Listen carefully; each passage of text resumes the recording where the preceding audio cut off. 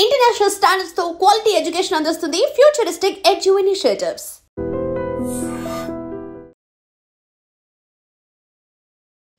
పిల్లలు అసలు మీకేమవుతోంది? చిన్న చిన్న సమస్యకు కూడా చావే పరిష్కారం అని కఠినమైన నిర్ణయాలు తీసుకుంటున్నారు. ఖచ్చితంగా చెప్పొచ్చు, ఆత్మహత్య అనేది అనాలోచితమైన నిర్ణయం అని. మరోవైపు పిల్లలు పుట్టిన తర్వాత పిల్లలే వారికి ప్రపంచం.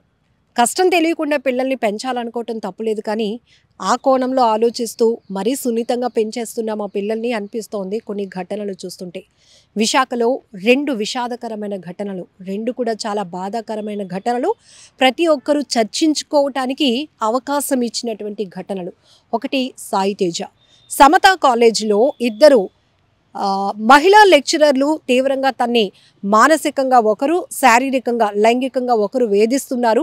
దాన్ని భరించలేక తట్టుకోలేక ఆత్మహత్య చేసుకుంటున్నాను అనే కారణాలతో సాయి తేజ ఆత్మహత్య చేసుకుంటే, ఒక 2 రోజుల వ్యవధిలోనే అంటే నిన్ననే మరో ఘటన జరిగింది విశాఖలో. CA చదువుతున్నటువంటి ఒక అబ్బాయి అఖిల్ వెంకటకృష్ణ అబ్బాయి, అబద్ధం చెప్పాను నాన్న, మీకు అబద్ధం చెప్పడం వల్ల నా వల్ల మీరు చాలా మాటలు పడుతున్నారు, అబద్ధం అనేది ఒక పెద్ద చావుకి కారణమవుతోంది అంటూ తను ఒక హెడ్డింగ్ పెట్టి, నా చావుకి ఎవరూ కారణం కాదు, నేను చెప్పిన అబద్ధమే నేను ప్రాణాలు తీసుకోవడానికి కారణమవుతోంది అంటూ మరో యువకుడు బలవంతంగా హీలియం గ్యాస్ సిలిండర్ పెట్టుకొని మొహానికి ఒక కవర్ చుట్టుకొని ఆ రకమైనటువంటి తనను తాను హింసించుకుంటూ ప్రాణాలు తీసుకున్నటువంటి ఘటన.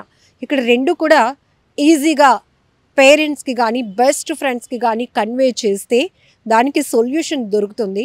అలా మీకు కావాల్సిన వారి దగ్గర నుంచి ఒక సజెషన్ తీసుకొని మూవ్ ఆన్ అయితే కనుక అసలు ప్రాణాలు తీసుకునేటంత ఆలోచన కూడా మీ మైండ్లోనికి రాదేమో అనేది అభిప్రాయం. కానీ మిమ్మల్ని కోల్పోయిన మీ కుటుంబ సభ్యులు, మీ అమ్మ నాన్న ఉన్నారు కదా, వాళ్ళు మీకోసం ఏడుస్తున్నటువంటి ఆ రోదన, ఆ కన్నీటికి సమాధానం ఎవరు చెప్తారు అంటే, అక్కడ ఇలాంటి ప్రశ్నకి అసలు ఏ సమాధానం దొరకటం లేదు. మీకు బాగా క్లోజ్గా ఉన్న వాళ్ళకి మీకు వచ్చిన కష్టాన్ని చెప్పుకుంటే ఒక సొల్యూషన్ అనేది దొరుకుతుంది. ఖచ్చితంగా వాళ్ళు సజెషన్ ఇస్తారు. అంతే కనుక అవునరా నీకు చచ్చిపోవాలని ఉంటే చచ్చిపోరా అని అనరు. అరే ఎంత చిన్నదానికి ఎందుకురా అలాంటి డెసిషన్ తీసుకుంటున్నావు, నువ్వు అలాంటి నిర్ణయం తీసుకోకు, వీళ్ళకి చెప్తే ఇది సాల్వ్ అవుతుంది అని ఖచ్చితంగా మీకు ఒక నమ్మకాన్ని, ఒక భరోసాని వాళ్ళ నుంచి మీరు ఒక హోప్ అనేది క్రియేట్ అవుతుంది. బట్ ఇక్కడ ఏంటంటే చాలా ఈజీగా ప్రాణాలు తీసేసుకుంటున్నారు చిన్న చిన్న ఆలోచనతో. బట్ మీరు లేకపోతే, మీరు లేని లోటు మీ తల్లిదండ్రులకి ఎంతగా వేధిస్తుందంటే, వాళ్ళు రోధించి ఆ కన్నీటి బొట్టులకు, ఆ కన్నీటి ధారకి ఎవరు సమాధానం చెప్తారు? ఒక్కటి ఆలోచించండి. సాయి తేజ విషయానికి వస్తే, ఈ అబ్బాయి ఇంత లైంగికంగా వేధింపులకు గురవుతున్నప్పుడు ఆ లైంగికంగా వేధిస్తున్న వారు కూడా ఎవరు అల్లాటప్ప వ్యక్తులు కాదు, తెలియలేని వ్యక్తులు కాదు. నువ్వు రోజు కాలేజీకి వెళ్ళి వాళ్ళతో పాఠాలు వినాల్సిన వాడివి. నీకు అంత ఇన్కన్వీనియంట్ ఉన్నప్పుడు నువ్వు కాలేజ్ మేనేజ్మెంట్కి ఒక్కసారి చెప్తే, మీ పేరెంట్స్కి మీరే ఎందుకు డిసైడ్ అయిపోతున్నారు, ఇవి అమ్మా నాన్నతో చెప్పుకోలేము, కాలేజ్ మేనేజ్మెంట్కి చెప్తే వాళ్ళకే సపోర్ట్ చేస్తారు మనకు చేయరు అని ఒక ఏకపక్షమైన నిర్ణయానికి, వన్ సైడ్ డెసిషన్కి మీరు ఎలా వెళ్తున్నారు? ఈవెన్ ఫ్రెండ్స్తో చెప్పుకున్నప్పుడు కూడా ఒక మెచ్యూరిటీ ఉండాలి. వాళ్ళు కూడా ఒరే మేనేజ్మెంట్ ప్రిన్సిపల్ దగ్గరికి వెళ్ళి చెప్దాంరా అని అంటే ఒక కాన్ఫిడెంట్ బిల్డ్ అవుతుంది. ఖచ్చితంగా మీరు చెప్పి వాళ్ళు అప్పుడు వాళ్ళపైన ఎలాంటి యాక్షన్ తీసుకోకపోతే ఫర్దర్గా మీరు ఇంకొక పోలీస్ కంప్లైంట్ ఏదో ఇవ్వచ్చు. అదేం పర్మనెంట్ కాలేజ్ కాదు, ప్రైవేట్ కాలేజ్. ఇక్కడ కాకపోతే ఇంకొక చోట వెళ్ళి జాయిన్ అవుతారు. మీరు కూడా ఎవిడెన్స్తో ఉన్నారు కాబట్టి, మీ దగ్గర ప్రూఫ్స్ ఉన్నాయి కాబట్టి ఖచ్చితంగా యాక్షన్ తీసుకుంటారు. తీసుకోరు అని ఎందుకు నిర్ణయం తీసుకున్నారు? అక్కడ ఆ అబ్బాయి తీసుకున్న రాంగ్ డెసిషన్ సాయి తేజ విషయంలో. ఈవెన్ ఈ వీడియో వైరల్ అయినాక కూడా ప్రతి ఒక్కరు కామెంట్లో తమ అభిప్రాయాలు చెప్పింది ఒకటే, ఖచ్చితంగా తప్పుడు నిర్ణయం తీసుకున్నావు తమ్ముడు, నువ్వు అంత సున్నితమైన మనస్కుడివైతే, నువ్వు అంత సెన్సిటివ్గా ఉన్నవాడివైతే నువ్వు మేనేజ్మెంట్ దృష్టికి తీసుకెళ్ళడానికి ఒక ఆప్షన్ ఉంది, బెస్ట్ ఆప్షన్ అది. సెకండ్, పేరెంట్స్కి చెప్పుకోవచ్చు. లేకపోతే తమ్ముడు ఉన్నాడు, కొంచెం మెచ్యూరిటీ బాగానే ఉంది అబ్బాయికి. ఎందుకంటే తన అన్నకు జరిగిన అన్యాయం కోసం ఆ లెక్చరర్లు ఇద్దరిని కూడా మాకు అప్పచెప్పండి అంటూ ఫైట్ చాలా స్ట్రాంగ్గా అగ్రెసివ్గా చేసినటువంటి అబ్బాయి. సో చెప్పుకోవచ్చు, చెప్పుకొని ఆ కాలేజ్ మారిపోవడమో లేకపోతే ప్రిన్సిపల్కో చెప్పొచ్చు. అక్కడైతే సొల్యూషన్ అనేక రకాలుగా ఉంది. ఇక నిన్న సూసైడ్ చేసుకునే హీలియం గ్యాస్ సిలిండర్ తెచ్చుకొని మా అమ్మా నాన్న విజయవాడలో ఉంటారండి, నేను ఇక్కడ ఎగ్జామ్స్ రాయడానికి వచ్చాను, అలాగే ఈ ఎగ్జామ్స్ రాసి నేను పాస్ అయిపోతే నాకు ఇక్కడ పోస్ట్ కూడా వస్తుంది, విజయవాడలో అయితే 20,000 ఇస్తారు, విశాఖలో అయితే బ్రాంచ్ ఉంది 30,000 ఇస్తారు, నాకు రెంట్కి అద్దెకి కావాలండి అని చెప్పి అప్రోచ్ అయితే పాప మా ఓనర్ ఆవిడ కూడా సింగిలే ఉంటున్నారు, ఎందుకంటే ఆవిడ పెద్ద ఆవిడ. అయ్యో మనము హౌస్ కనుక అవైలబిలిటీగా ఇస్తే ఆ కుర్రాడు చదువుకోవడానికి అడుగుతున్నాడు, చూస్తే మంచోడ్లాగా ఉన్నారు అని ఇచ్చింది. అయితే 1వ తేదీన తను ఒక బ్యాగ్తో పాటు ఈ హీలియం సిలిండర్ని తీసుకొచ్చాడు. ఇదేంటి బాబు నువ్వు ఉంటానంటున్నావు, సిలిండర్ తీసుకొచ్చావంటే, లేదండి ఇది మా ఫ్రెండ్ది ఉంచమన్నాడు, వచ్చి తీసుకెళ్ళిపోతాడు అంటే, ఆహా సరేలే అనుకుంది. కానీ ఆవిడకు ఇంకో ఆలోచనే లేదు.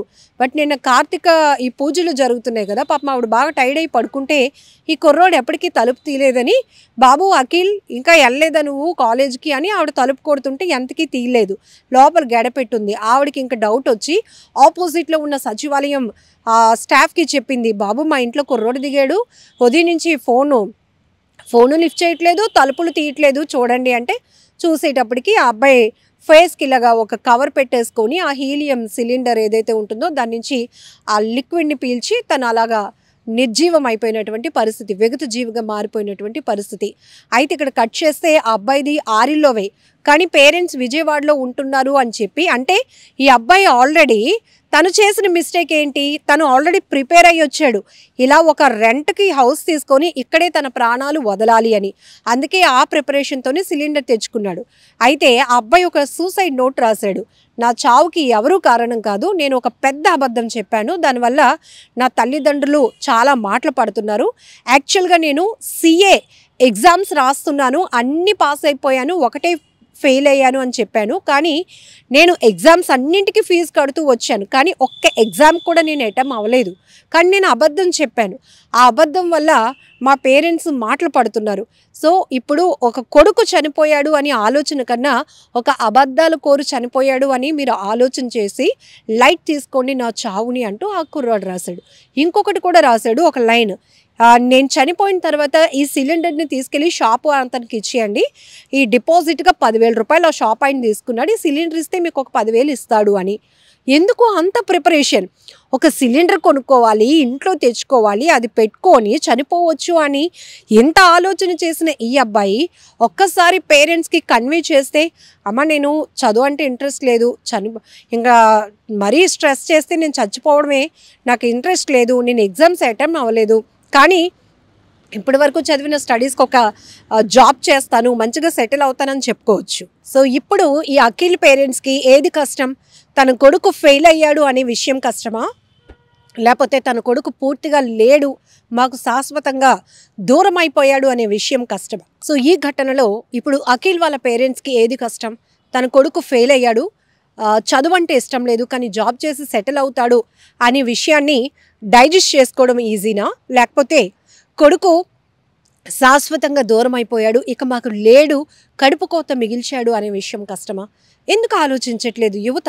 ఈ మధ్య మీరు బలవన్మరణాలకు పాల్పడుతుంటే అసలు సొసైటీలో ఒక రకమైన భయం పుట్టుకుంటుంది.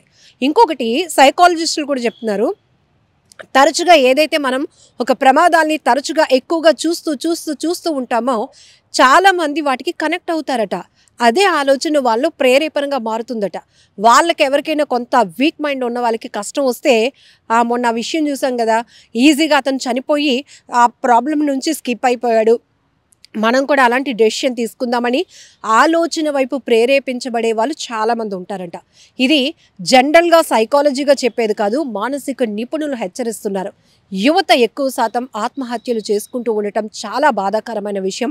ఒకటి, రెండు ప్రధానంగా ఆర్థికపరమైన సమస్యలు కావచ్చు. రెండు, యూత్ వరకు వస్తే అనుకున్నట్టుగా జాబ్ రాలేదనో, అనుకున్నట్టుగా స్టడీస్లో మనం ర్యాంక్స్ కొట్టలేదనో, అచీవ్మెంట్ లేదనో, మనల్ని ఫెయిల్యూర్గానే అందరూ ట్రీట్ చేస్తారనే ఇన్సెక్యూర్డ్ ఫీలింగ్ కావచ్చు. ఇంకొకటి, ఈ వివాహేతర సంబంధాల వల్ల ఆత్మహత్యలు, ఒకరి చేతిలో మోసపోయాము అనేటటువంటి పరిస్థితి.